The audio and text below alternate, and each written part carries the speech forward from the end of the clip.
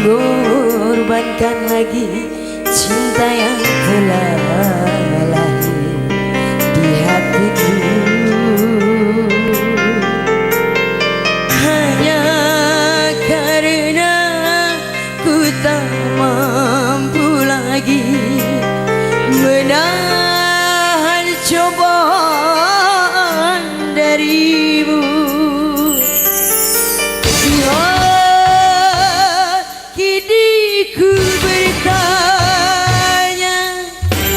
sebenarnya aku siapa?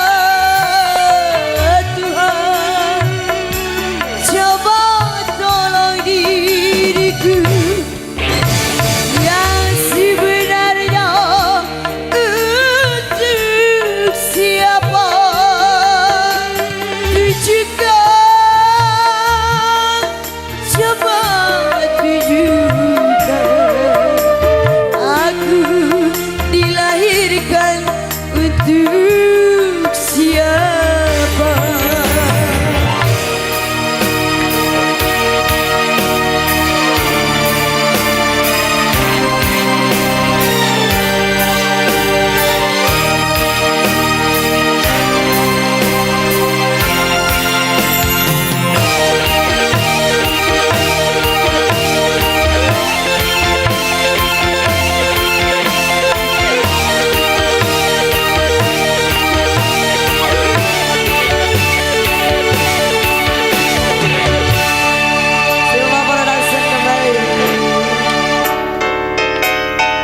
Studio.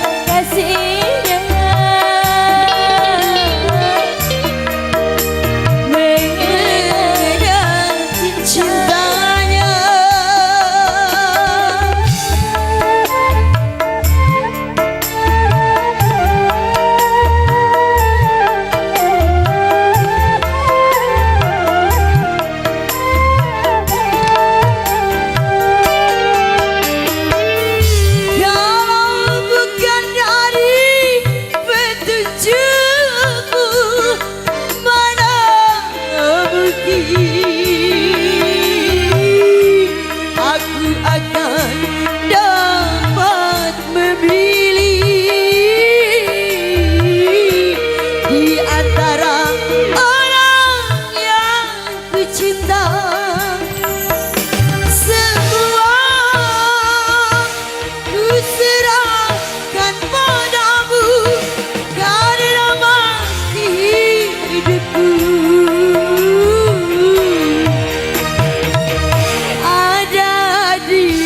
tanganmu.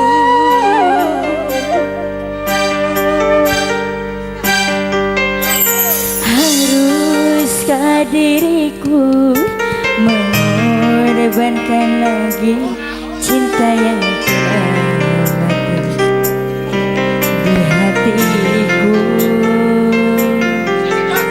Hanya karena ku tak mampu lagi menahan cobaan darimu. Tuhan, kini ku bertanya, sebenarnya aku siapa? Tuhan, coba tolong diriku